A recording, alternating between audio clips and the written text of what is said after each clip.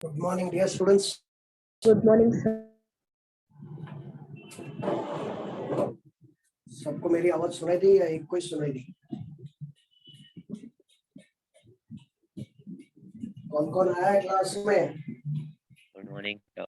Good morning, sir. Good morning, sir. Good morning, sir. Very good morning to all of you. And एक problem solve करते हैं पहले exercise में से, फिर बाकी बातें और बाद में करते हैं. Page number 209, government text book, page number 209, 209 पे आ जाइए. Question number 4. और कोई मुझे बताए प्लीज कि सीरियल नंबर क्या है? 13. Serial number 13. यस, पढ़ते हैं. Please pay attention. From the following details, prepare bank reconciliation statement as on 31st December 2018. चलो फटाफट ड्रॉ कीजिए.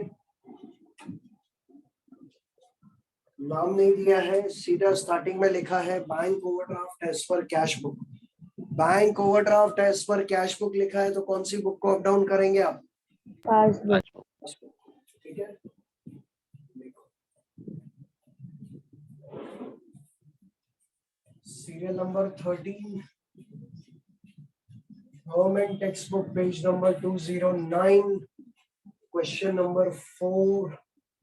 This is unsolved and this is type 3 again.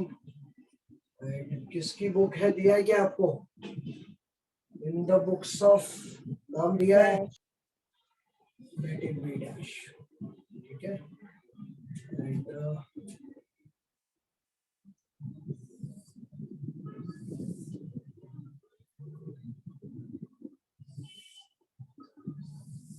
आपको अगर नीचे थोड़ी जगह रखनी है रख सकते हैं वर्किंग नोट्स के लिए. BRS as on आपको कहा गया 31st December 2018.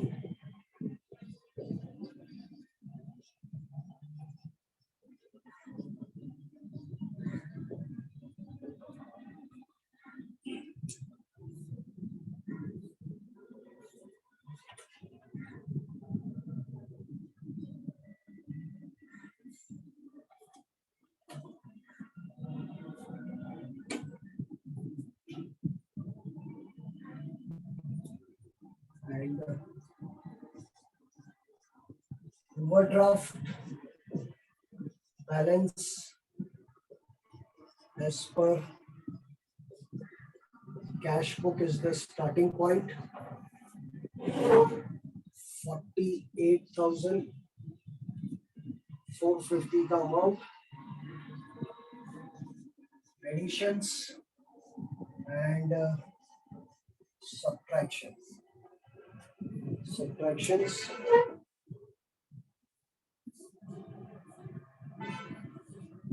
ड्रॉ करो, जल्दी से हो जाए तो बताओ, फिर फटाफट सॉल्व करेंगे. आज थोड़ा स्पीड से.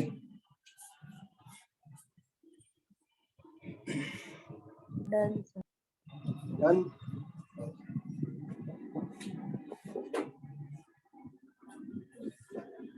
तो आपने लिखा है बच्चों overdraft balance as per cash book. जब ओवरड्राफ्ट बैलेंस दिया होता है तो हम लोग किसको अप डाउन करते हैं? Opposite book. अपोजिट बुक यानी कि यहाँ पर पासबुक. ठीक है, पासबुक को अप डाउन करेंगे. चलो पढ़ते हैं. एक चीज इसमें नहीं आ रही है, वो मुझे आपको डिटेल में समझानी पड़ेगी क्योंकि उससे रिलेटेड चैप्टर आपको नेक्स्ट ईयर आने वाला है 12वीं में. Number 2, bank charges for SMS alerts. आपको बैंक से SMS आते होंगे ना? SMS Yes. हर एक डेबिट क्रेडिट पे आपके अकाउंट में पैसा आता जाता है तो मैसेजेस के थ्रू आपको अलर्ट किया जाता है, तो उसके कुछ बैंक चार्जेस लगते हैं. तो ऐसे ही कुछ बैंक चार्जेस लगे आपको भी. Bank charges for SMS alerts ₹370 were debited in passbook but not recorded in cash book. एकदम इजी. कौन सी बुक में क्या हुआ? पासबुक से पैसे गए. पासबुक से पैसा गया. डेबिटेड इन पासबुक यानी पासबुक से पैसा गया, तो पासबुक गई, नीचे. पासबुक गई, नीचे। बोलो क्या करेंगे, जल्दी बोलो। पासबुक ऊपर। पासबुक को लाओ ऊपर, ऊपर यानी ऐड। ऐड। ऐड में आपका स्टेटमेंट होगा बैंक चार्जेस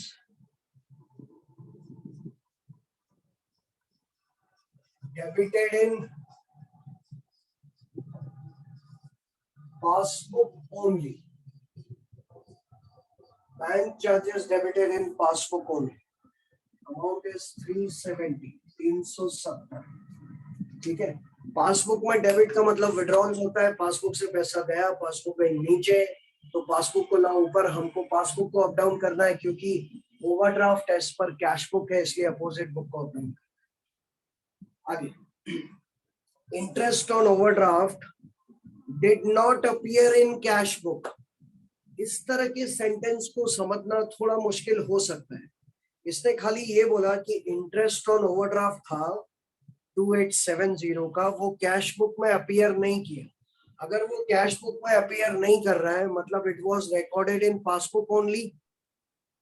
यस सर। बोलो जवाब दो फटाफट। Yes, sir.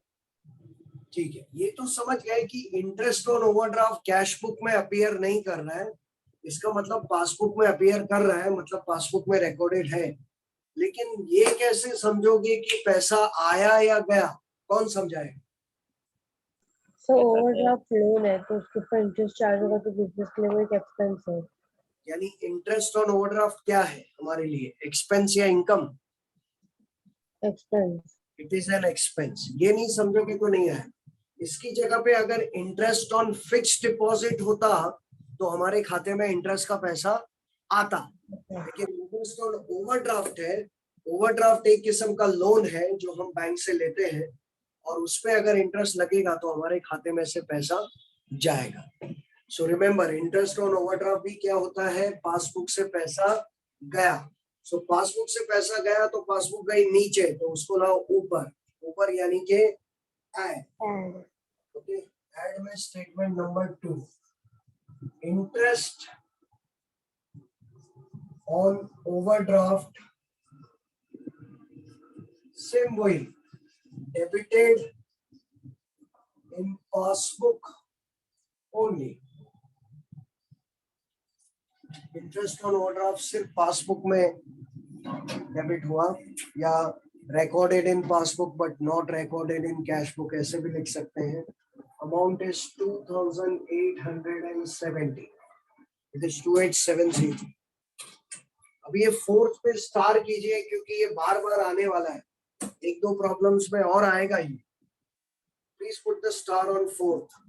अब बिल फॉर रुपीज, ये लिख लिया, पहले लिख लो जल्दी। मुझे ये पता नहीं चल रहा है कि आप लोग कितना सीरियसली ले रहे हो इस ऑप्शनल टॉपिक को।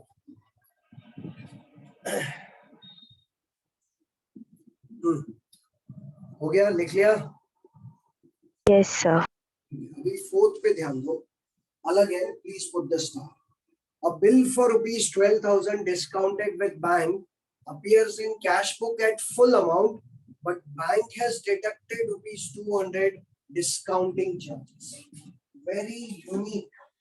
बच्चों अगले साल या मैं कहूँगा अगले महीने हम लोग जब 12th का वेकेशन बैच शुरू करेंगे ऑनलाइन, उस वेकेशन बैच में सबसे पहले जो चैप्टर मैं आपको पढ़ाने वाला हूँ, जो कि मैं ऑलरेडी 2 हफ्ता उसके फ्री लेक्चर्स रखने वाला हूँ पूरे महाराष्ट्र के बच्चों के लिए।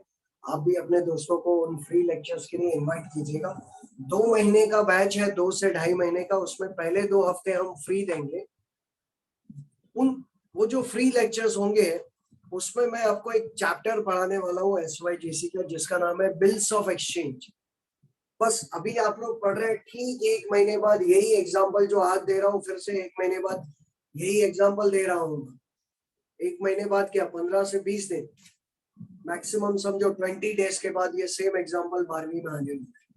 इसका मतलब ये नहीं कि अभी ध्यान दो, ठीक है। चैप्टर का नाम है बिल्स ऑफ एक्सचेंज। जरा ध्यान से सुनना क्योंकि ये मुझे आपको डिटेल में समझाना पड़ेगा, और ये अगर एक ट्रांजैक्शन एग्जाम में आपको ये चैप्टर है और वो आ गया, नहीं समझे तो फायदा नहीं। और वो तू खास ध्यान दे क्योंकि तेरे को है ये बिल्स ऑफ एक्सचेंज क्या होता है, बिल्स रिसीवेबल क्या होता है। वैभव तेरा ही एग्जांपल देता हूँ। वैभव तू मेरे दुकान पे आके उधारी में गुड्स खरीदता है 20,000 रुपए का। Vaibhav you purchase goods from me on credit worth ₹20,000 and you told me that you would make the payment after 2 months। Vaibhav ने मेरे पास से 20,000 का गुड्स खरीदा। वैभव ने बोला कि वो मुझे 2 महीने बाद पैसा देगा। तो वैभव मेरा क्या हुआ? वैभव तू मेरा क्या है, डेटर या Debtor. Credit? Debtor. So dear students, Vaibhav is my debtor और मैं वैभव का क्या हूँ? Creditor. क्रेडिटर। मैं क्रेडिटर, वैभव डेटर। मैं वैभव से 20,000 रुपए मांग रहा हूँ। वैभव ने कहा कि मैं 20,000 रुपए आपको सर 2 महीने बाद दे दूंगा। मैंने वैभव से कहा 20,000 रुपए 2 महीने बाद दोगे, ये बात मुझे लिख के चाहिए, एक पेपर पे लिख के चाहिए। वैभव बोलता है क्या सर भरोसा नहीं है क्या? मैंने बोला नहीं है भाई, बिजनेस के मामले में नहीं है, इतना उधार मैं देता नहीं, मुझे लिख के चाहिए। क्योंकि जब बड़ा अमाउंट होता है और आपका डेटर आपसे टाइम मांगता है तो उसके पास एक डॉक्यूमेंट साइन करवाइए। उस डॉक्यूमेंट का नाम है बिल ऑफ एक्सचेंज। क्या नाम है उस डॉक्यूमेंट का? Bill Bill of of exchange. तो मैं वैभव को ये डॉक्यूमेंट पे लिखता हूँ, वैभव तो मुझे 2 महीने बाद 20,000 रुपए देगा। वैभव इस पे लिखता है एक्सेप्टेड। हाँ एक्सेप्ट, मैं आपको 20,000 रुपए 2 महीने बाद दूंगा और वैभव साइन करके ये मुझे दे देगा।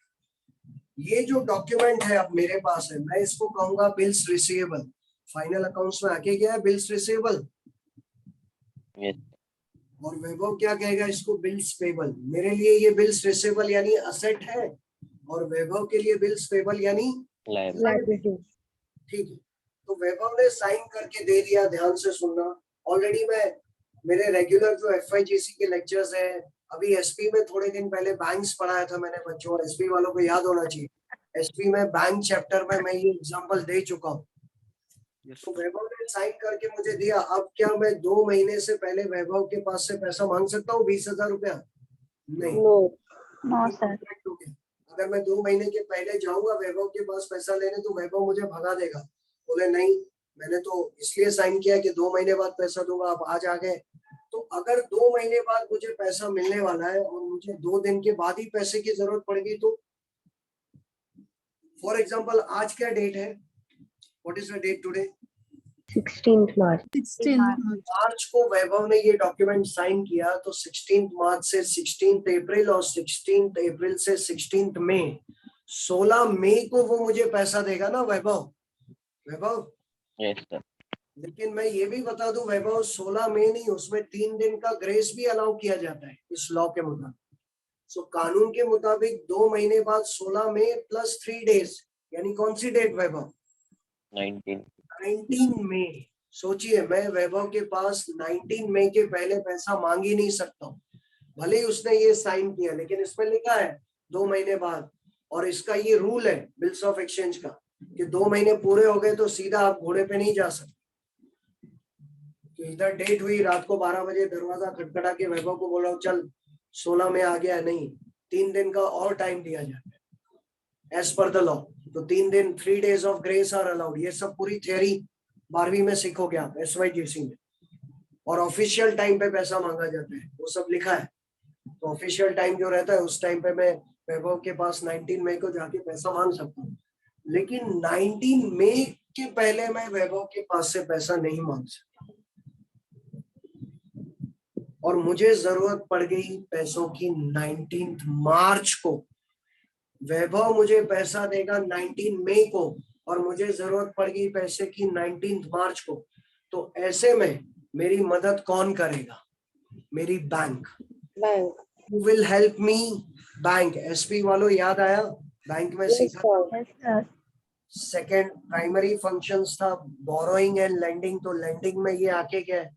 लेंडिंग में लोन्स और एडवांसेस में ये आया था डिस्काउंटिंग बिल्स ऑफ एक्सचेंज। चाहो तो आज ही एसपी में देखना, मिल जाएगा। तो मैं क्या करूंगा, ये जो बिल है ये लेके किसके पास जाऊंगा? मेरे बैंक के पास। और मैं बैंक को ये बिल दे दूंगा। मैं कहूंगा ये बिल आप रखिए और 2 महीने बाद आप वैभव से पैसा ले लेना, लेकिन मुझे आज का आज पैसा दे दीजिए। तो बैंक को जब मैं ये बिल देता हूँ तो इसको कहा जाता है bill is discounted with bank. क्या कहा जाता है? Bill is Discounted with bank. Discounted with bank. ये देखिए इधर आपको नहीं दिख रही है, ये इस तरफ लेफ्ट साइड मेरी बैंक है, मैंने बैंक को बोला ये बिल आप रखिए, ले लिया बैंक वाले। अब बैंक वाले ने कितने रुपए का बिल लिया वैभव, कितने रुपए का है? What is the amount? How much money you have to pay to me? Amount 20,000, 20,000। 20,000 रुपए का बिल मैंने बैंक को दे दिया। अब 2 महीने बाद 19 मई को वैभव तेरे पास पैसा लेने कौन आएगा? बैंक।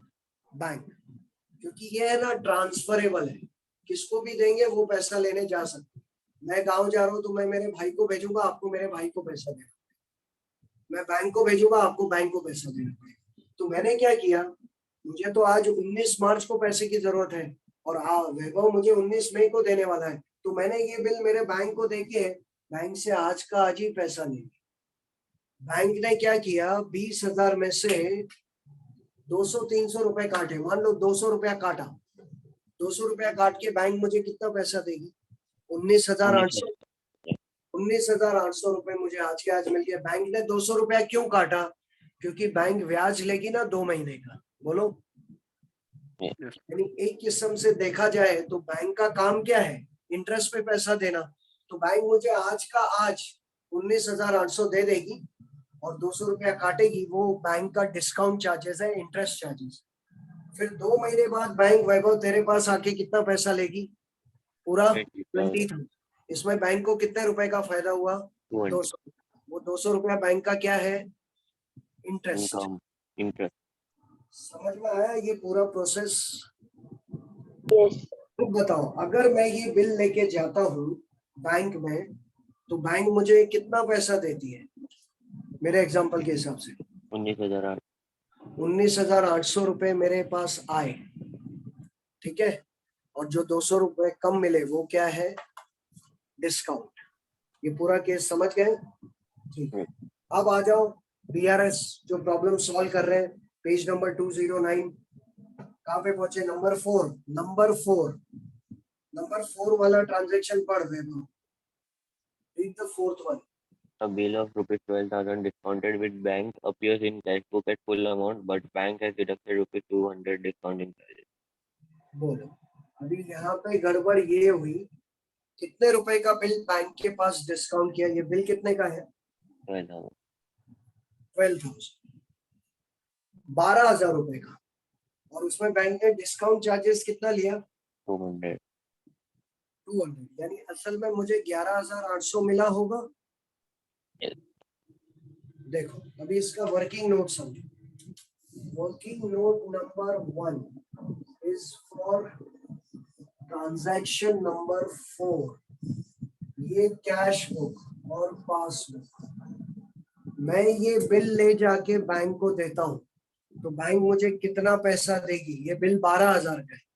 अब वो वैभव वाला एग्जांपल भूल जाओ, ये बिल 12,000 का है, मैं 12,000 रुपए का बिल बैंक को देता हूँ, बैंक उसमें से 200 रुपया काट के मुझे पैसा देती है, तो कितना पैसा देगी?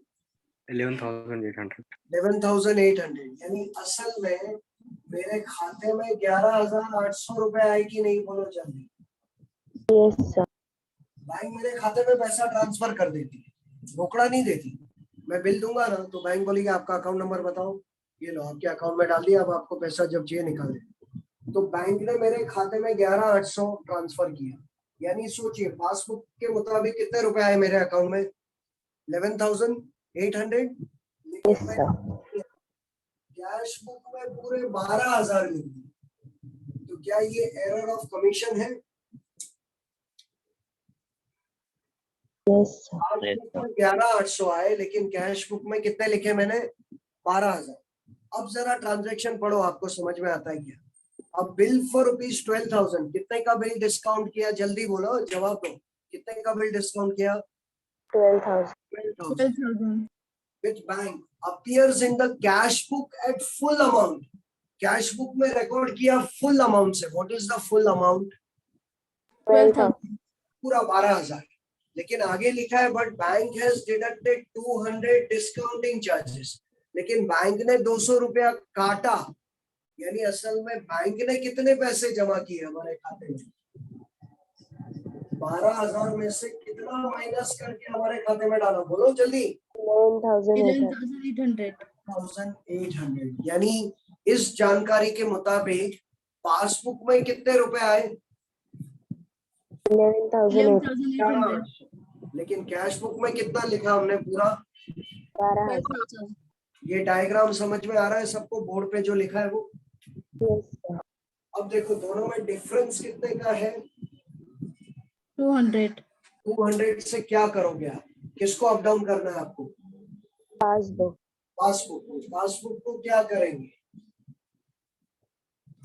ऊपर. ऊपर लेके जाएंगे, यानी प्लस होगा कि नहीं 200 रुपया, यानी ऐड होगा कि नहीं 200 रुपया? बोलो Yes. everyone. Write this working either below or on the next page, जहां भी आपके पास जगह है. Do it fast. Do it fast. And you have to keep in mind this example all the way, all the time. क्योंकि ये आपको बार बार काम आने वाला है. Discounting of bills of exchange का मतलब क्या होता है? डिस्काउंटिंग ऑफ बिल्स रिसीवेबल का मतलब होता है बिल लेके बैंक को दे देने का, और बैंक थोड़ा पैसा काट के हमको पैसा आज का दे देगी, और बाद में जब उसकी तारीख आएगी तो बैंक उसके पास जाएगी, डेटर के पास, और पूरा पैसा रिकवर कर लेगी. इसको discounting of bill of exchange कहा जाता है. And for more details wait for a few days. SYGC में हम लोग सीखेंगे. बोर्ड एग्जाम में 17 से 18 मार्क्स का ये सिर्फ अकेला चैप्टर आता है, बिल्स ऑफ एक्सचेंज. पूरा पेपर पैटर्न बताऊंगा आपको, उसमें किस चैप्टर में से बोर्ड में कितने मार्क्स का आएगा, वेटेज क्या है, कौन सा चैप्टर है जो आपको करना ही चाहिए, कौन सा आप ऑप्शन में रख सकते हो. वो सारी चीजें हम 12th में आपको बता सकते हैं, क्योंकि आप सबकी एक ही एग्जाम होने वाली है, बोर्ड एग्जाम, और सबका टारगेट वही रहे. कॉलेज एग्जाम्स होगी ऑफ कोर्स, लेकिन आपके जो मार्क्स है वो फाइनल बोर्ड एग्जाम्स के ही काउंट होंगे. अभी ये कहाँ जाने वाला है? एक बार फिर से बताओ. ऐड में ही जाएगा ना? Yes, sir. पासबुक को 200 से, मतलब कैश बुक में 12,000 आया, और लेकिन पासबुक में 11,800 ही आया, तो 200 का डिफरेंस है. तो पासबुक को और 200 रुपए से ऊपर लेके जाएंगे. Number 3, bill discounted with bank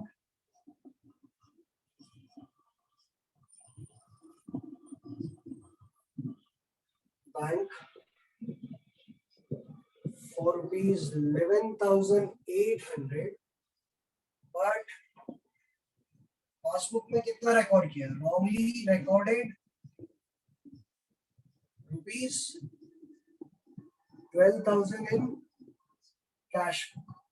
passbook में कितना रिकॉर्ड किया? 11,800, लेकिन कैश बुक में कितना रिकॉर्ड किया रॉन्गली? तो डिफरेंस कितने का आया?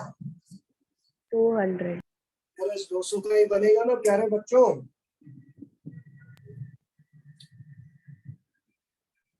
ठीक है, आगे. Cheques issued but not presented for payment. ये हो गया लिख के, तो आगे बढ़ते हैं जल्दी. मतलब क्या होगा? आपको 5-6 एग्जांपल्स दिए होंगे VRS में, उसमें से एक ऐसा आएगा ना जो पूरा टाइम खा जाएगा. बाकी सब सिंपल होंगे. ये 6 में से 5 सिंपल है, लेकिन ये एक ऐसा है जिसको पूरा समझाना पड़ा. टाइम कंज्यूमिंग एक ऐसा कोई भी स्टेटमेंट आ सकता है, ट्रांजैक्शन आ सकता है, जिसके लिए आपको वर्किंग नोट करना पड़े. चलो नंबर 5 बताओ. Cheques issued but not presented for payment before 31 December amounted to 32,300. बच्चों, cheques issued but not presented for payment में क्या होता है? कैश बुक से पैसा गया ना, लेकिन पासबुक में रिकॉर्ड नहीं हुआ है. Am I right? Yes, sir. Cheques issue मतलब पेमेंट, लेकिन पासबुक से पेमेंट नहीं हुआ, तो कैश बुक से पैसा गया, कैश बुक के नीचे. बोलो क्या करेंगे? पासबुक को भी नीचे, यानी कि लेस में आपका स्टेटमेंट क्या होगा? Cheques issued but not presented for payment. Checks issued but not presented for payment, and the amount is 32,300.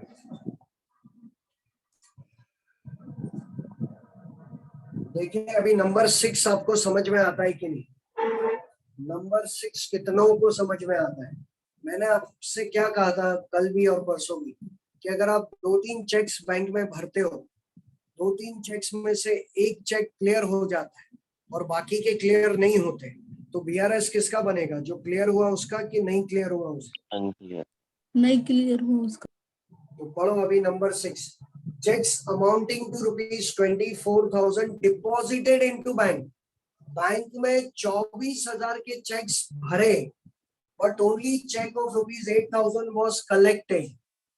आप बताओ 24,000 में से 8,000 का चेक कलेक्ट हो गया, मतलब क्लियर हो गया, तो 16,000 का नॉट क्लियर हुआ कि नहीं? Yes, sir. तो आपका बीआरएस सिर्फ 16,000 का बनेगा। अब बोलो 24,000 में से 8,000 माइनस करो तो 16,000 के चेक्स के लिए आप क्या कहोगे? Checks deposited but not clear. Answer me. Okay, Yes, sir. Yes, sir. Checks deposited but not clear में क्या होता है? चेक्स डिपॉजिटेड में क्या होता है? कैश बुक में Cash book. पैसा आया. आया, कैश बुक गई ऊपर, तो पासबुक को भी ले लो ऊपर, यानी फिर से ऐड। आप देख रहे हैं इसमें ऐड में स्टेटमेंट ज्यादा है, तो ऐसा कोई जरूरी नहीं कि आधा आधा रहेगा, हो सकता है। तो fourth, checks deposited but not clear भी लिख सकते हो, कलेक्टेड भी लिख सकते हो। 24,000 में से 8,000 माइनस किया तो 16,000 का check not clear.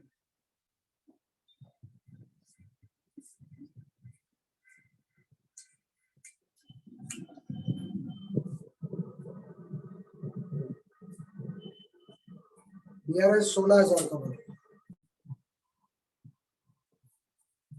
Okay, and the last,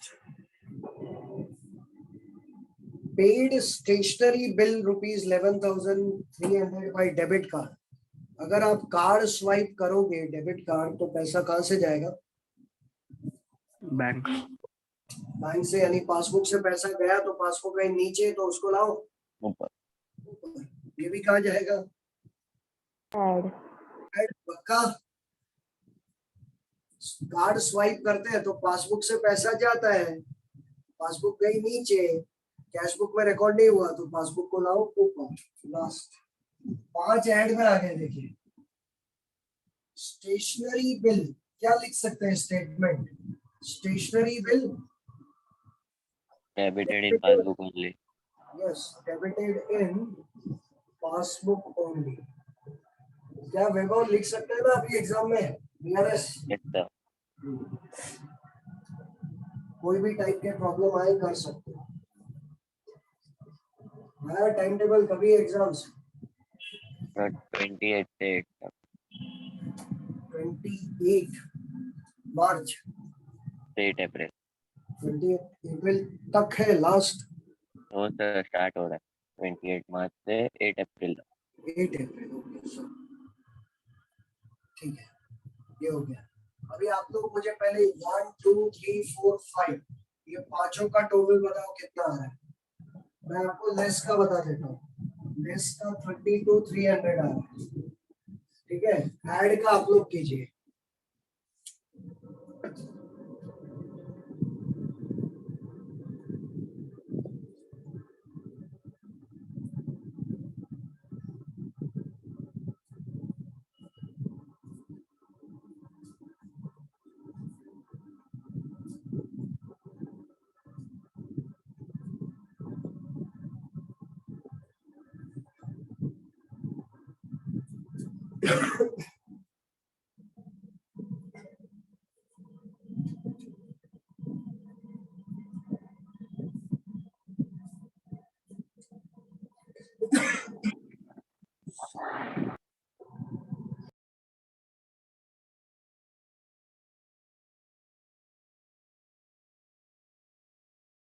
sir 31,040.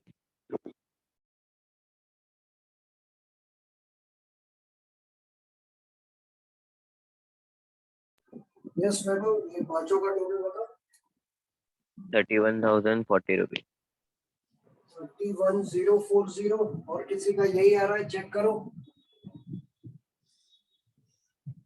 नहीं सर 300 माइनस. आराम से, घाई मत करो, check it out and tell. पांचों का टोटल चिराग 30,540. 30,540. फिर से कंफर्म करो, फिर मैं लिखता हूँ 30,740. 30,540. So 30,740.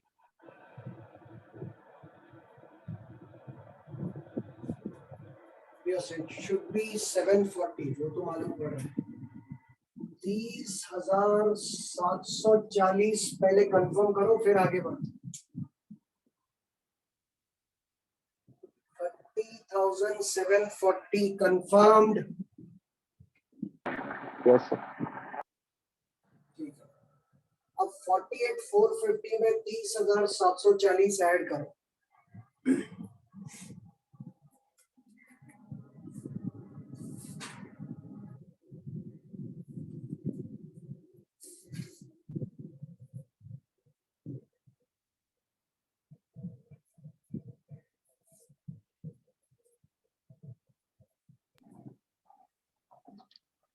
$79,190. 79,190. Yes sir. 79,190 पक्का. उसमें Yes से sir. 10,300 माइनस करो. क्या आंसर 46,890 आ रहा है आप लोगों का?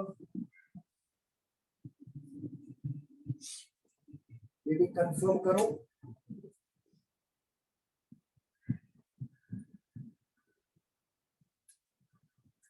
Yes sir. 46. 46,890 को क्या कहेंगे हम लोग? ऊपर क्या लिखा है? And overdraft. Cash book. तो नीचे क्या लिखोगे?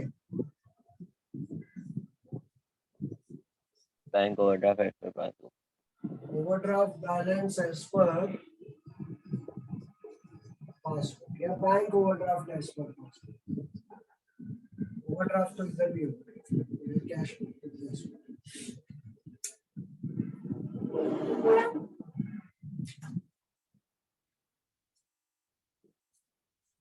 ये क्वेश्चन तो ऑफ कोर्स इम्पोर्टेंट था ही.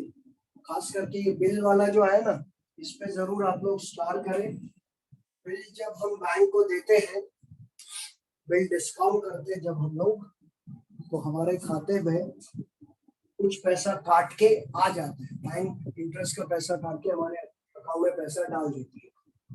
ठीक है. तो डिस्काउंट काट के जो पैसा होगा वो हमारे खाते में आएगा, तो उतना ही पैसा दोनों बुक्स में बढ़ना चाहिए. लेकिन यहाँ पर गलती ये हुई कि बैंक में 11,800 आया, लेकिन कैश बुक में हमने डिस्काउंट का पैसा काटे बिना फुल अमाउंट लिख दिया, 12,000 लिख दिया. इसलिए 200 ज्यादा लिख दिया, इसलिए 200 का BRS कर दिया. यानी कैश बुक की रिसीट साइड 200 से ओवरकास्ट होगी. ठीक है. ओके. अब एक जो बात कहने जा रहा हूँ ध्यान से सुनना. एक और प्रॉब्लम हम लोग लिख के सॉल्व करेंगे, उसके बाद ब्रेक दूंगा, फिर हम लोग कुछ ओरल एग्जांपल सॉल्व करेंगे. ये जो आंसर आ रहा है 46,890, ये प्लस में आ रहा है कि माइनस में? देख के बता सकते हो ना. इज इट प्लस और माइनस? प्लस ही है ना. ये प्लस में. ये आंसर प्लस में ही आ रहा है ना, पॉजिटिव में. क्यों? क्योंकि ये अमाउंट इस अमाउंट से बड़ा है. 79,190 प्लस और 32,300 माइनस. तो प्लस बड़ा हो तो आंसर भी प्लस में आता है. राइट. ये तो पता है सबको, नॉर्मल मैथमेटिक्स. Yes. अगर ये अमाउंट कम होता और ये ज्यादा, तो आंसर Minus. माइनस में आता. अब सुन लो, मैं एक प्रॉब्लम अभी आपको करवाने जा रहा हूँ. अगर आंसर माइनस में आ जाए ना पूरा प्रॉब्लम सॉल्व करके, अगर पूरा प्रॉब्लम सॉल्व करके आंसर माइनस में आ जाए ना, तो आप ऊपर कैश बुक लिखते हो तो नीचे पासबुक लिखते हो, ऊपर पासबुक लिखते हो तो नीचे कैश बुक लिखते हो, ऊपर ऑर्डिनरी बैलेंस तो नीचे भी ऑर्डिनरी बैलेंस, ऊपर ओवरड्राफ्ट तो नीचे भी ओवरड्राफ्ट लिखते हो इस हर प्रॉब्लम में. राइट. Yes sir. लेकिन अगर आंसर माइनस में आ जाए ना, तो आपको जो बैलेंस ऊपर लिखा है ना, उसको अपोजिट कर देना। ये क्या लिखा है, पढ़िए जल्दी। Overdraft. Overdraft. Overdraft as per cash book. अगर मेरा आंसर माइनस में आता ना, तो मैं क्या लिखता, balance as per passbook. Overdraft word use नहीं करता। इसका मतलब मेरे हिसाब से ओवरड्राफ्ट आ रहा है, लेकिन बैंक के हिसाब से बैलेंस कैसा आ रहा है, ऑर्डिनरी। तो जब आंसर माइनस में आता है, तो ऊपर ओवरड्राफ्ट लिखा है तो नीचे क्या आएगा, ऑर्डिनरी। और ऊपर अगर ऑर्डिनरी है तो नीचे क्या आएगा, ओवरड्राफ्ट। ओवरड्राफ्ट। तो आप बैलेंस को भी अपोजिट लिखेंगे अगर आपका आंसर कैसा आएगा, नेगेटिव। मैं आपको एक प्रॉब्लम सॉल्व करके बताऊं और अच्छे से आपको समझ में आए। चलो पेज पलटो, 210 पेज पे, 210 पेज पे क्वेश्चन नंबर 7 दिखाई दे रहा है आपको। 210 पे क्वेश्चन नंबर 7 और इसका सीरियल नंबर आएगा 14। मिला कि नहीं? 210 Yes, question sir. Number 7 on 31 January 31 January 2018। Bank balance as per cash book क्या है ये, ऑर्डिनरी के overdraft, Ordinary.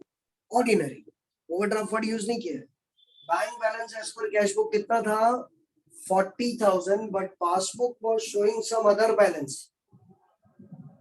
Following were the causes. अब बोलो, मैं यहाँ पे लिखूंगा bank balance as per cash book, मेरे सवाल का जवाब देना। ओवरड्राफ्ट नहीं लिखूंगा, मैं लिखूंगा balance as per cash book या bank balance as per cash book. और मेरा आंसर अगर प्लस में ही आया तो मैं नीचे क्या लिखूंगा, bank balance as per passbook, अगर प्लस में आया तो। लेकिन माइनस में आया तो क्या लिखूंगा, ओवरड्राफ्ट एज पर पासबुक। ऊपर ऑर्डिनरी बैलेंस है कि नहीं, Yes, sir. अगर प्लस में आया तो नीचे भी ऑर्डिनरी बैलेंस लिखने का, लेकिन माइनस में आया तो नीचे क्या लिखने का, ओवरड्राफ्ट। तो पक्का इसमें हमारा आंसर माइनस में आएगा। और देखो हम कैसे इसको सॉल्व करते हैं। So you can put the sign of IMP। ठीक है, सारे हेडिंग्स लिखिए फटाफट।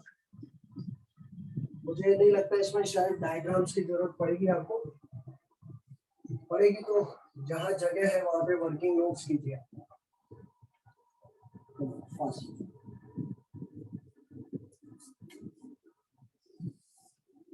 सीरियल नंबर 14, GTB का पेज नंबर 210, इसका क्वेश्चन नंबर 7, और ये भी अनसॉल्व्ड है, आप लोग देख सकते हो।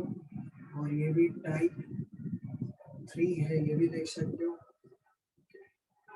फिर से आपको किसी का नाम दिया है, किसकी बुक है जरा बताना मुझे।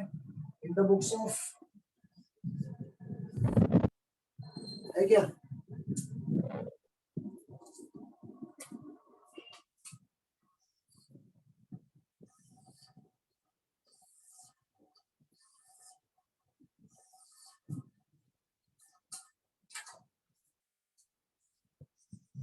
DRS bank reconciliation statement as on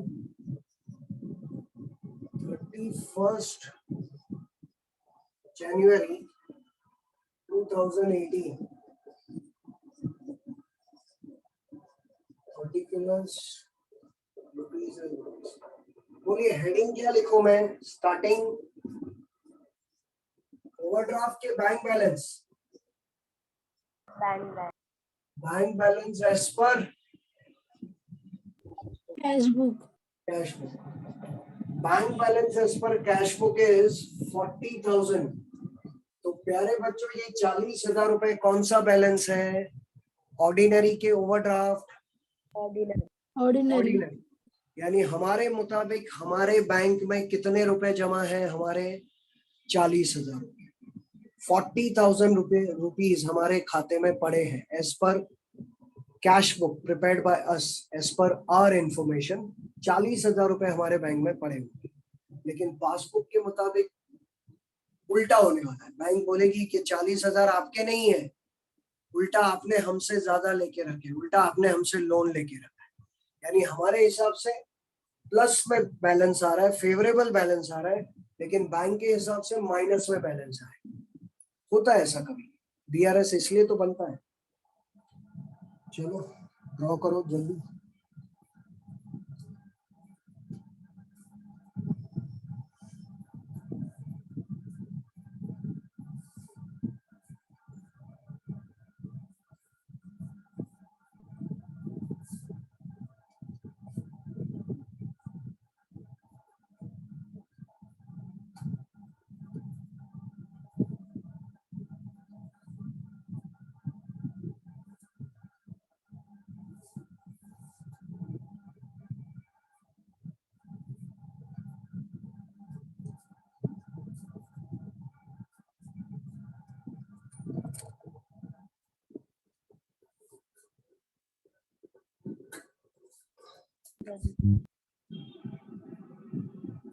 हो गया ना?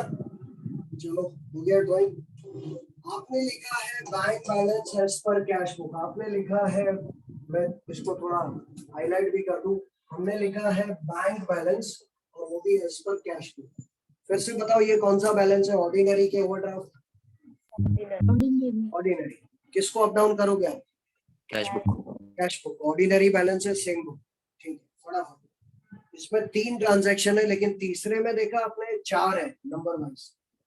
Number 1, cheques issued for ₹1 lakh, 1 lakh रुपए के चेक इशू किए in January 2018, but checks of ₹50,000 only presented to bank for payment before 31st January। अभी मैंने आपसे कहा कि आप 3-4 चेक्स देते हो तो उसमें से बीआरएस किसका बनता है? वो चेक जो क्लियर होता है उसका कि नॉट क्लियर होता है उसका? Not clear. तो 1 लाख के चेक इशू किए, उसमें से 50,000 के चेक पास हो गए, तो कितने के चेक पास नहीं हुए? 50. 50। 50,000 का check issued but not presented for payment, checks issued but not presented for payment 50,000। समझ में आया? ओके अब बोलो क्या होता है चेक्स इशूड में? कैश बुक से पैसा गया, गया. कैश बुक से पैसा गया तो कैश बुक गई नीचे, लेकिन बैंक में से उसका प्रेजेंटेड फॉर पेमेंट नहीं है, यानी पासबुक से पैसा नहीं गया। कैश बुक से पैसा गया, कैश बुक गई नीचे, बोलो क्या करोगे? कैश बुक को ऊपर लेना है. कैश बुक को ऊपर लेना है मतलब Add. Very good. तो ऐड में आपका स्टेटमेंट आएगा, क्या आएगा? कोई बता सकता है statement? Cheque issued but not paid. Cheques issued but not paid. काफी आसान। 1 लाख के चेक थे, उसमें से 50,000 के प्रेजेंटेड फॉर पेमेंट हो गए, तो 50,000 के not presented for payment. Yes, आगे बस ये आपको एक बार समझ में आ गया ना कौन सी बुक में क्या हुआ है, तो बीआरएस मजा आएगा, यू विल एंजॉय। दूसरा भी वैसा ही है लेकिन डिपॉजिट के बारे में। सेकंड को ध्यान से पढ़ो। Cheque send to bank for collection. बोलिए, cheque send to bank for collection का मतलब क्या होता है? पैसा बैंक में भरा, चेक डिपॉजिटेड। यस 2 लाख रुपए के चेक बैंक में भेजे कलेक्शन के लिए, out of which cheques of ₹80,000 only were credited by bank in January 2018। बच्चों 2 लाख के चेक बैंक में भरे, उसमें से 80,000 रुपए का चेक ही बैंक में क्रेडिट हुआ। बच्चों बैंक में क्रेडिट मतलब पैसा आया, राइट? अब बताओ 2 लाख में से 80,000 का चेक क्लियर हो गया, तो कितने का चेक क्लियर नहीं हुआ? 1,20,000. 1,20,000 का चेक डिपॉजिट किया लेकिन क्लियर नहीं किया। नहीं हुआ. अब बोलो क्या होता है चेक डिपॉजिटेड में? कैश बुक में पैसा आया लेकिन पासबुक में नहीं आया। चेक डिपॉजिटेड में क्या होता है? कैश बुक चली गई ऊपर, पासबुक उधर ही है, तो क्या करेंगे? कैश बुक को नीचे लेना है. कैश बुक को नीचे लेना है, यानी लेस. लेस में आपका स्टेटमेंट क्या होगा? Checks deposited but not clear. But not clear, simple सा स्टेटमेंट। और ब्रैकेट में लिखोगे 2 लाख माइनस 80,000, यानी बीआरएस बनेगा 1,20,000। बस सो सिंपल। एंड जो नंबर 3 है ना, उस नंबर 3 में कितने सब क्वेश्चंस है, छोटे छोटे 4 हैं, और इन चारों के बारे में एक ही बात बोली कि ये चारों ट्रांजैक्शन सिर्फ पासबुक में रिकॉर्डेड है, कैश बुक में रिकॉर्डेड नहीं है। जरा हेडिंग पढ़िए, कौन पढ़ेगा गर्ल्स में से number 3 please? Girls,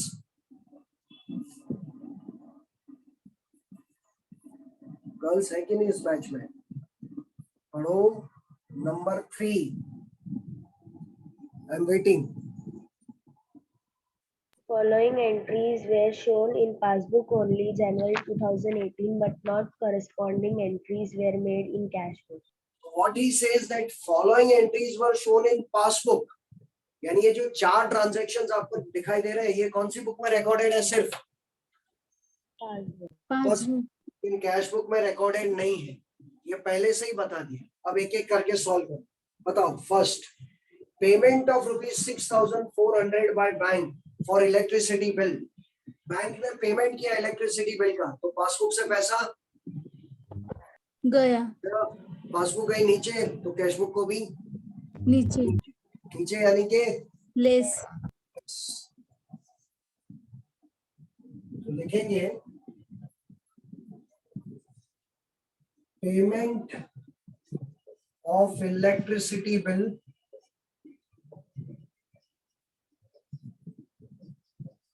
recorded in passbook only, क्योंकि इलेक्ट्रिसिटी बिल हम पे करेंगे तो पासबुक से पैसा जाएगा, तो पासबुक गई नीचे तो कैश बुक को भी नीचे। और इसका अमाउंट है 6,004।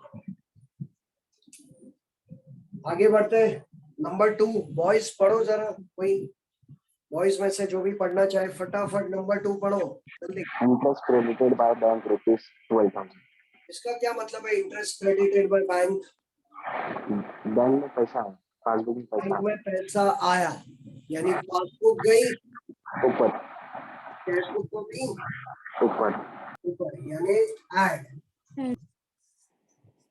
Interest credited in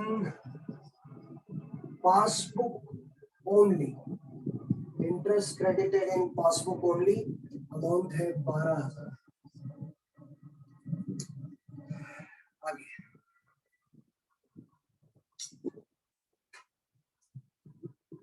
number 3 Omkar पढ़ेगा। Yes, sir. Bank debited commission ₹1,000 and bank charges ₹600. Okay, can you explain it? Bank debited मतलब क्या हुआ? बैंक से पैसा गया। बैंक से पैसा गया, दोनों पैसे गए, कमीशन भी गया और बैंक चार्जेस भी गया। 1,600 रुपीज बैंक से गया टोटल। Omkar, Yes, sir. अब बता कौन सी बुक में क्या हुआ? पासबुक से पैसा गया यस, तो पासबुक गई नीचे नीचे, तो कैश बुक को भी नीचे। यानी कि लेस। लेस में आपका स्टेटमेंट हो सकता है amount debited in passbook only. अगर आपको नहीं जमता स्टेटमेंट, तो जो क्वेश्चन में दिया वही कॉपी करके लिख सकते हो। तो पासबुक में कौन सा अमाउंट डेबिट हुआ है? एक तो कमीशन 1,000 और एक अपना बैंक चार्जेस 600। यस, बिल्कुल correct.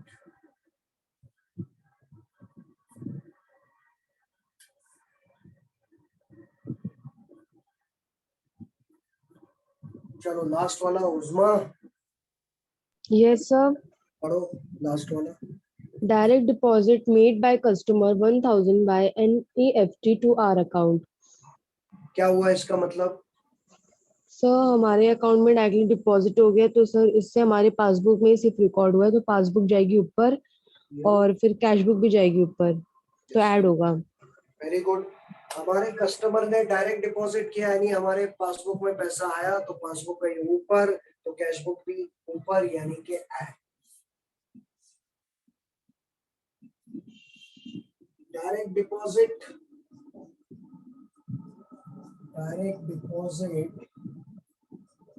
by customer not recorded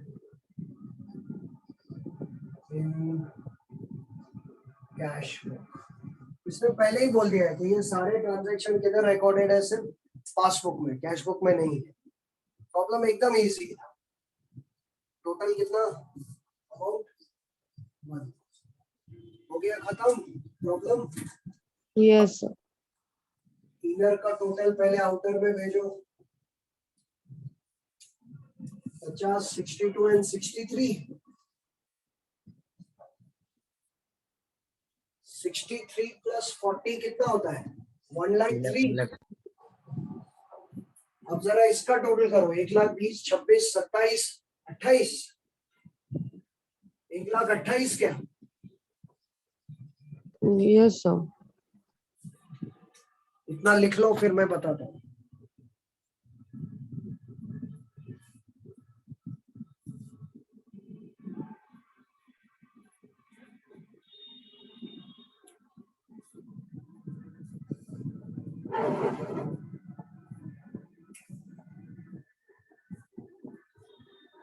अब बच्चों देख लो आप, ये 1,03,000 है, ये 1,28,000.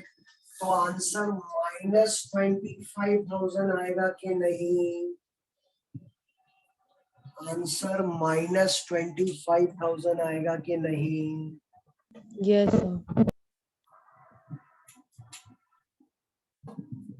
तो मुझे बताओ, ये आंसर अगर माइनस में आ रहा है, वैसे हम लोग अकाउंट्स में क्या करते हैं, ज्यादातर माइनस के बदले ब्रैकेट बनाते हैं. अकाउंट्स का ऐसा कोई नियम नहीं है. You can put minus sign also, तो फिर ब्रैकेट मत बनाओ, बट ब्रैकेट इज बेटर. अब आप सोचिए, आपका आंसर माइनस में आ रहा है. आपने ऊपर कौन सी बुक लिखी है? Cash cash book. बुक. क्या आएगा?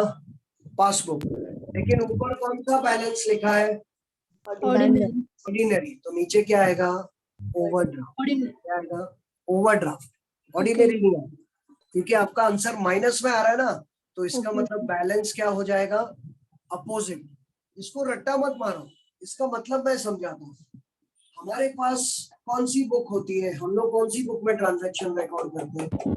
Cash book. Cash. और बैंक कौन सी बुक में रिकॉर्ड करती है? Passbook. पासबुक. यानी हमारी जानकारी के मुताबिक, कैश बुक के मुताबिक, हमारे खाते में 40,000 रुपए है. यानी हमारे पैसे बैंक में ऑलरेडी 40,000 है. लेकिन जब बीआरएस बनाया, गलती सुधारी, तो पता चला हमारे खाते में 40,000 नहीं है, उल्टा हमने बैंक से 25,000 रुपए और लेके रखे. किस रूप में लेके रखे हैं? ओवरड्राफ्ट. Overdraft. यानी हमारे मुताबिक हमारे 40,000 रुपए बैंक के पास है, लेकिन बैंक के मुताबिक बैंक के 25,000 रुपए हमारे पास है. समझ में आया? If the answer comes negative, Yes, sir. यहाँ पर क्या लिखेंगे? Overdraft balance as per passbook. Overdraft balance as per passbook. Yes. Chhaya, आपको समझ में आया? Yes sir. ये ऊपर जो बैलेंस है कैश बुक है, नीचे पासबुक है, ये तो बराबर है. लेकिन अगर मेरा आंसर यहाँ पे प्लस पे आता ना, प्लस 25,000 आता ना, तो मैं यहाँ पे लिखता balance as per, bank balance as per passbook, ordinary होता. लेकिन अगर माइनस में आए तो आपको ऊपर ऑर्डिनरी है तो नीचे क्या लिखना पड़ेगा? Overdraft. ओवरड्राफ्ट. और ऊपर ओवरड्राफ्ट है तो नीचे क्या लिखना पड़ेगा? ऑर्डिनरी.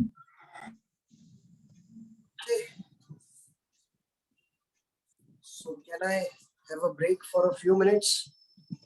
Yes, sir. हम लोग ब्रेक लेते हैं 3 मिनट का. 3 मिनट्स ब्रेक. 3 मिनट के बाद वापस आइए. पढ़ना है बीआरएस. स्क्रीनशॉट लेते हैं सर. हाँ ले लो, स्क्रीनशॉट ले लो जिसको भी लेना है.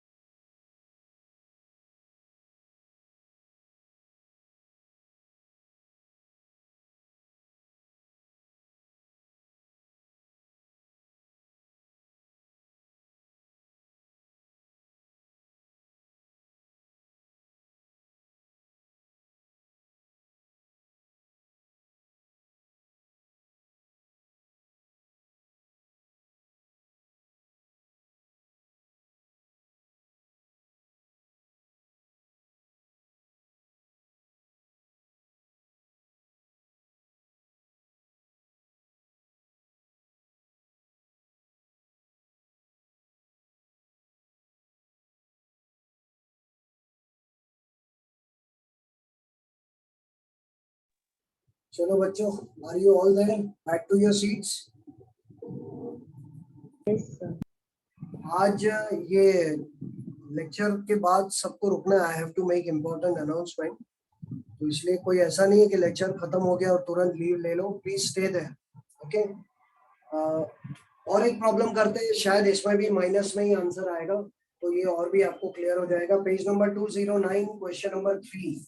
209 पे क्वेश्चन नंबर 3 का सीरियल नंबर क्या आएगा? 15। ओके, चलो पढ़ते हैं। 209 पेज, सीरियल नंबर है आपका 15। जीटीबी 209, क्वेश्चन नंबर है आपका 3। और क्या ये सॉल्व है कि अनसॉल्व है? Unsolved. कौन सी टाइप है ये? 3। इसने कहा है कि 31 अगस्त को क्या हुआ? Passbook of mister Ravi showed a credit balance of ₹33,600। आप मुझे बता सकते हो credit balance as per Ordinary. Ordinary? Yes. Cash book में डेबिट मतलब ऑर्डिनरी, क्रेडिट मतलब ओवरड्राफ्ट। पासबुक में क्रेडिट मतलब ऑर्डिनरी और डेबिट मतलब Overdraft. तो पासबुक में क्रेडिट बैलेंस है, यानी कौन सा बैलेंस था? फिर से बताओ। Ordinary 33,600, but cash book showed different balance. अब मुझे बताओ, आप लिखोगे ordinary balance as per passbook, आप लिखोगे बैलेंस एज पर पासबुक। अगर आपका आंसर प्लस में आया तो क्या लिखोगे नीचे?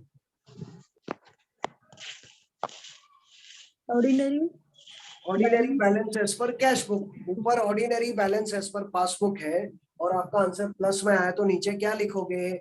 Ordinary balance as per cash book. Yes, sir. लेकिन Yes. अगर आंसर माइनस में आया तो क्या लिखोगे? Overdraft balance as per cash book. Cash book. Yes, sir. Very good. चलो नाम दिया है in the books of Ravi. and fairness as on 31st August. इसमें भी एक बिल्स ऑफ एक्सचेंज का अच्छा ट्रांजैक्शन आ रहा है।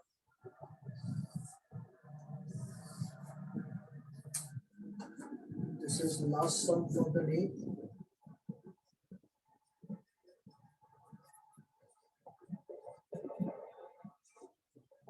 DRS as on 31st August 2018। मैं यहाँ पे लिखता हूँ क्रेडिट, यानी कि ordinary balance as per passbook. Ordinary balance as per passbook is rupees 33,600, and the two parts are additions and the subtractions. Drop it, Yes, sir.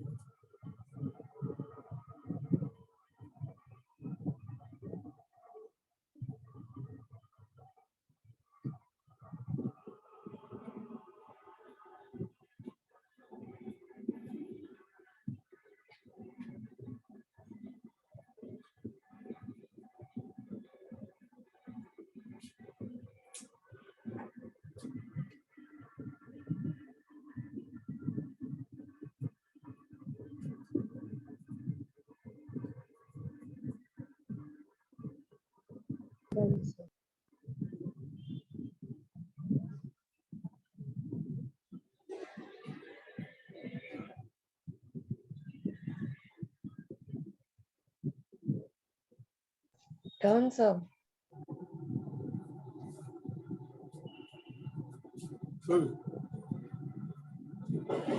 आपने लिखा है ordinary balance as per passbook, यानी किसको account करना है आपको? Passport. Passbook को। Ordinary balance होता है तो सेम बुक को अकाउंट है। ठीक है, चलो फटाफट सॉल्व करेंगे। तो शायद यहाँ पर एक वर्किंग नोट की जरूरत पड़ेगी क्योंकि अंडर कास्ट आ रहा है, ये भी अच्छा problem. Checks paid into bank but not credited. Checks paid into bank मतलब चेक बैंक में भरा लेकिन 31 अगस्त के पहले क्रेडिट नहीं हुआ, इसका मतलब यही है check deposited but not cleared. Okay, bank में क्रेडिटेड का मतलब होता है पैसा आना, तो इसने कहा है कि नॉट क्रेडिटेड। नॉट क्रेडिटेड मतलब पासबुक में पैसा नहीं है, इसका मतलब है cheques deposited but not clear. बोलो फटाफट, checks deposited but not clear में क्या होता है, कौन सी बुक में क्या होता है? कैश बुक में आता है, यस, कैश बुक ऊपर जाती है, ऊपर जाती है। तो अभी क्या करेंगे, पासबुक भी ऊपर जाएगी। पासबुक भी ऊपर जाएगी, आपको पासबुक को अप डाउन करना है, यानी कि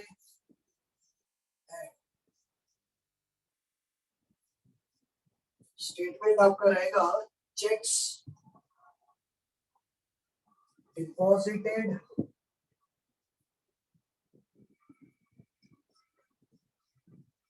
बट नॉट क्लियर भी लिख सकते हो या नॉट क्रेडिटेड भी लिख सकते हो।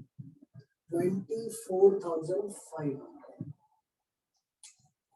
एग्जैक्टली वैसा का वैसा ही, उसका उल्टा होता है cheques deposited but not presented for payment. Cheques deposited but not cleared का उल्टा होता है cheques issued but not presented for payment. ये याद रखिए, ये तो दो आना ही है। नेक्स्ट वाला डायरेक्ट डिपॉजिट बाय कस्टमर, अभी अभी सेम हमने किया है। डायरेक्ट डिपॉजिट किया कस्टमर ने एनईएफटी से 33,000 रिकॉर्डेड इन पासबुक ओनली। बोलो, पासबुक में पैसा आया, पासबुक का ऊपर, पासबुक को लाओ नीचे प्लस में। Direct deposit by customer recorded in passbook only, या फिर लिख सकते हो not recorded in cash book, एक ही बात। Amount is 33,000। आ गया, देखो फिर से बच्चों, अगर अगस्त में मैं चेक इश्यू करता हूं और वो चेक सितंबर में क्लियर होता है, तो इसका मतलब अगस्त में तो वो नॉट क्लियर गिना जाएगा ना। यस। देखो नेक्स्ट वाला पढ़ो ध्यान से। चेक्स इशूड ऑन 28 अगस्त, 28 अगस्त को चेक्स इशू किए, लेकिन वर presented for payment on 5 September for ₹38,800। बोलिए, 28 अगस्त को चेक इशू किया, उसका पेमेंट 5 सितंबर को हुआ, तो क्या ये नॉट प्रेजेंटेड फॉर पेमेंट हुआ अगस्त में? सबको आया समझ में? यस। नेक्स्ट मंथ में क्लियर होना मतलब इस मंथ में तो नहीं हुआ, तो स्टेटमेंट क्या हुआ, cheques issued but not presented for payment. तो cheques issued but not presented for payment में क्या होता है, कैश बुक से पैसा गया, कैश बुक पासबुक में नीचे, ऊपर तो पासबुक भी नीचे प्लस में। स्टेटमेंट क्या होगा, cheques cheque issued but not presented for payment. Issued but not, simple लिखना हो तो but not paid, cheques issued but not paid. यहाँ पे 3800 38,800 सही है। अभी मैं वैभव की कहानी आगे बढ़ाता हूँ। पिछले प्रॉब्लम में मैंने वैभव पे 20,000 का बिल ड्रॉ किया था। वैभव ध्यान देना और बाकी सब लोग, वैभव ने साइन करके ये मुझे दे दिया और मुझे पैसा आज का आज चाहिए था, इसलिए मैं किसके पास गया, बैंक के पास। मैं बैंक के पास जाके पैसा आज का आज ले लेता हूँ। कहानी आगे बढ़ा दूं, मैंने बैंक के पास से आज का आज पैसा ले लिया, थोड़ा बहुत काट के बैंक ने मुझे पैसा दे दिया। अब 2 महीने बाद वैभव के पास पैसा लेने कौन आएगा, बैंक। अगर अब सीधा 2 महीने के बाद की बात करते हैं, जब ड्यू डेट आ गई, जब ड्यू डेट आ गई और बैंक गई ना वैभव के पास पैसा मांगने, तो वैभव ने बैंक को पैसा नहीं दिया।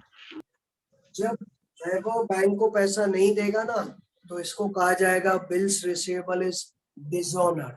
क्या हो गया, बिल्स रिसीवेबल डिसऑनर्ड। यानी जब डेटर ड्यू डेट पे पैसा देने से बैंक को इनकार कर देता है या नहीं देता, तो कहा जाता है बिल क्या हो गया, डिसऑनर्ड। अब मुझे बताओ, बैंक वैभव के पास आई और वैभव ने बैंक को भगा दिया, पैसा दिया नहीं, तो अब बैंक को मेरे पे गुस्सा आएगा कि नहीं? यस। Yes. तुमको मेरे पे गुस्सा आएगा, बोलेगा ये आपने किसका बिल दे दिया, जिसका बिल दिया उसने तो मुझे पैसा दिया ही नहीं। और बैंक क्या करेगी, सीधा मेरे खाते में से 20,000 रुपया काट लेगी कि नहीं? Yes, Yes, sir. sir. ऐसा ही केस, अगर मेरे खाते में से 20,000 रुपया काटेगी तो पासबुक से पैसा जाएगा कि नहीं? Yes, Yes, sir. yes, sir. पढ़ो आगे, पढ़ो। बिल्स रिसेबल ऑफ रुपीज 15,000, 15,000 रुपए का बिल था, डिस्काउंटेड विद द बैंक, जो हमने बैंक के साथ डिस्काउंट किया था, लेकिन वो क्या हो गया, आगे की लाइन ध्यान से पढ़िए, वॉज व्हाट, डिसऑनर। डिसऑनर का मतलब कि डेटर ने बैंक को पैसा नहीं दिया, तो बैंक क्या करेगी, हमारे अकाउंट से पैसे निकाल लेगी। उनके पासबुक में से 15,000 चले जाएंगे, हमको पूछने की जरूरत नहीं है, वो बैंक का पैसा है। लेकिन हमको इसके बारे में जानकारी नहीं कि अरे हमारे पासबुक से पैसा चला गया। देखिए last line, intimation of the same was received on 3rd सितंबर। हमको इसकी इंटीमेशन मतलब इंफॉर्मेशन, हमको इसकी जानकारी कब मिली, 3rd सितंबर। यानी हुआ ये है कि मुझे 3rd सितंबर को पता चला कि मैंने बैंक को 15,000 का बिल दिया था और बैंक डेटर के पास गई थी और डेटर ने उसको पैसा नहीं दिया, इसलिए बैंक ने बिना मुझसे पूछे मेरे खाते में से कितना रुपया काट दिया। 10,000। समझ में आया, केस समझ में Yes. आया? Yes, यानी कि sir. पासबुक से पैसा गया, यानी कि पासबुक गई नीचे, नीचे, तो उसको लाओ ऊपर, ऐड में। आया। Bills receivable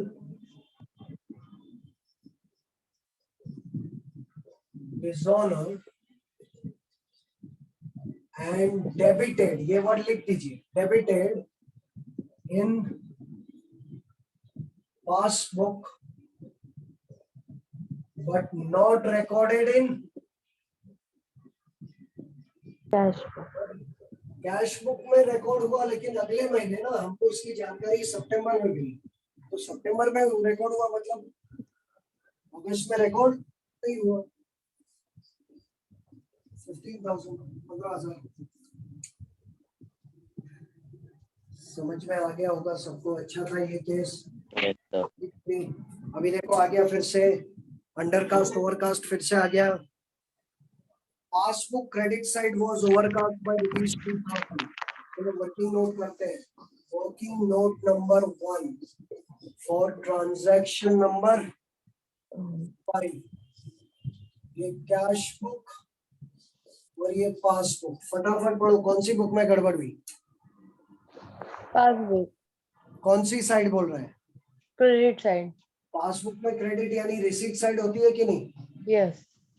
तो पासबुक में क्रेडिट साइड यानी रिसीट साइड पे जितना लिखना चाहिए था उससे 2,000 ज्यादा लिखा है। तो जिस बुक में जिस साइड गड़बड़ हुई है उसके अपोजिट बुक में उस साइड एक अमाउंट अज्यूम करो जो गड़बड़ वाले अमाउंट से कम है। कम है, 2,000 बोला था कम मैंने।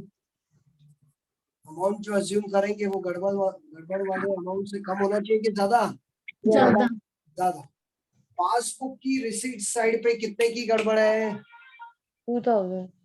तो उसी की अपोजिट बुक में उसी साइड पे कितना अमाउंट अज्यूम करो? 2,000 से ज्यादा। क्या अज्यूम करते हैं, चलो बोलो। 5,000। 5,000, ठीक है। मान लो कि कैश बुक में कितना रुपया आया, बोलो जल्दी। 5,000। अब पासबुक में उसी साइड पे क्या हुआ, 2,000 ज्यादा, यानी 5 और 2 कितना रिकॉर्ड होगी? 7। तो अब आपको देख के पता चल रहा है कि पासबुक की रिसीट साइड पे 2,000 ज्यादा आ रहा है। तो जब आप यहाँ अज्यूम नहीं करोगे तो उतना 2,000 ज्यादा कैसे लिखोगे, इसलिए अज्यूम करने का कि मान लो कैश बुक में कितना रुपया आया, 5,000, तो पासबुक में 2,000 ज्यादा आया, यानी कितना है, 7,000। डिफरेंस कितने का है, जल्दी बताओ। 2,000. 2,000। नीचे लाएंगे, पासबुक को नीचे लाएंगे कितने से, 2,000 से, यानी क्या होगा, लेस। बनाओ ये डायग्राम जल्दी, लेस में लिखेंगे passbook credit side was overcast. Passbook credit side was overcast और अमाउंट आएगा 2000. समझ में आया ना सबको? Yes, sir.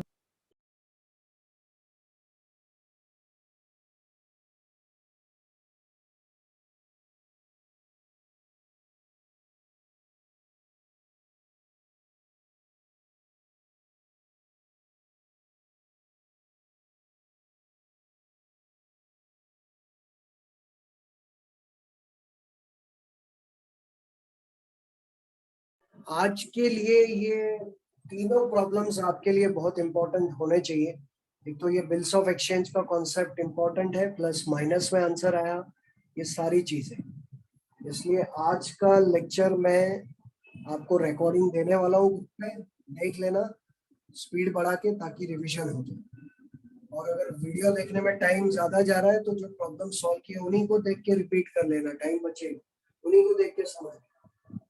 हो गया? चलो last one is quite easy.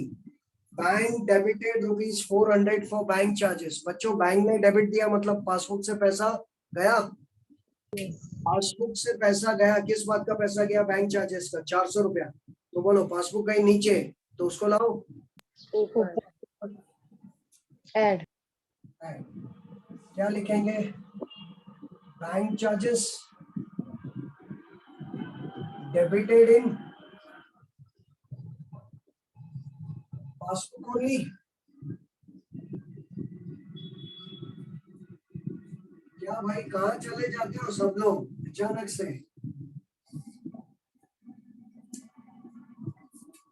This is the working note.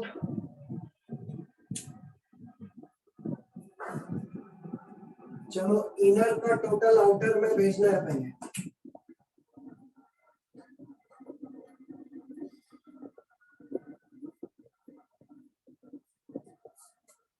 $39,900.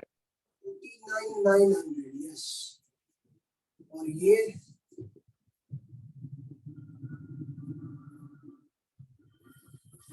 $73,800. Yes.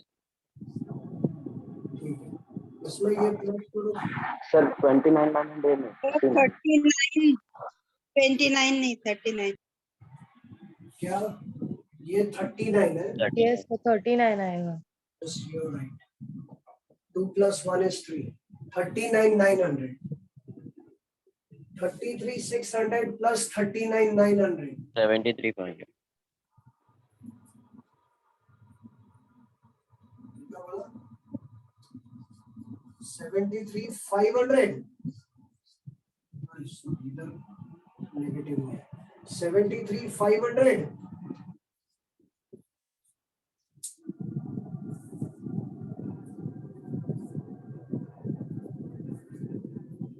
अरे बोलो, किसी ने किया हो तो टोटलिंग में इतना टाइम क्यों लगा? Is it 73,500?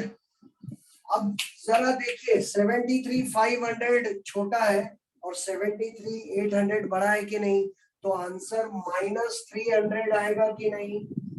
Yes, sir. अगर माइनस में आंसर आया तो ऊपर कौन सा बैलेंस है? Ordinary. ऑर्डिनरी. तो नीचे क्या लिखेंगे? Overdraft balance as per Cash book. Cash. Yes. समझ में आया क्या सबको? Yes, sir. तो आज के तीनों प्रॉब्लम्स थे ना इम्पोर्टेंट, Yes, sir. सीखने के हिसाब से. ये दुर्भाग्य है हमका दुर्भाग्य कि ज्यादातर लोग पढ़ाई को एग्जाम में क्या आएगा क्या नहीं उसके हिसाब से सीखते हैं. अब ये है नहीं इस साल सिलेबस में, तो जो रेगुलर स्टूडेंट्स है हमारे उसमें से जिन बच्चों को नहीं है वो ये लेक्चर अटेंड नहीं कर रहे. आप लोग जो अटेंड कर रहे हो, आप लोगों में से भी कुछ लोगों को ये सिलेबस में नहीं होगा, फिर भी आप अटेंड कर रहे हो, तो अटेंड करके ही आपको ये एहसास होगा कि ये कितना इम्पोर्टेंट है. Just because this chapter is not going to be there in your exams, you are running away from it. आज नहीं तो कल वो आपके सामने आएगा. अकाउंट्स एक ऐसा सब्जेक्ट है ना, FYJC में अगर अकाउंट्स से दूर भागे तो फिर से वो अकाउंट्स आएगा SYJC। SYJC से दूर भागो, FY बीकॉम में आएगा, SY बीकॉम में आएगा, DY में आएगा, पोस्ट ग्रेजुएशन करोगे उसमें भी आएगा। तो इस सब्जेक्ट से आप पिंड नहीं छुड़ा सकते, दूर नहीं भाग सकते, इसको अपना लो, उतार दो। मिस्टेक्स होना मुझसे भी होती है, हमसे भी होती है, क्योंकि हमको आप इस कैमरे के सामने लगातार बोलना होता है, प्रेजेंटेशन देना होता है, कभी कभी हमको ड्यूरिंग लेक्चर डिस्टर्बेंसेस होता है, डिस्ट्रैक्शन होता है, तो हमसे गड़बड़ होती है, आई एडमिट, लेकिन वो इनोसेंट होती है, वो जानबूझ के नहीं की जाती। तो गलती करना कोई बुरी बात नहीं है, लेकिन इसका मतलब ये भी नहीं कि आप लगातार बार बार गलतियां करो। सीखो, जितना हो सके ज्यादा से ज्यादा सीखो। अब ये DRS का आज के लिए इतना काफी है, लेकिन आप लोग बने रहिए अपनी जगह पे। जो मैं अनाउंसमेंट करने वाला हूँ उसको ध्यान से सुनिए, प्लीज स्टे देयर।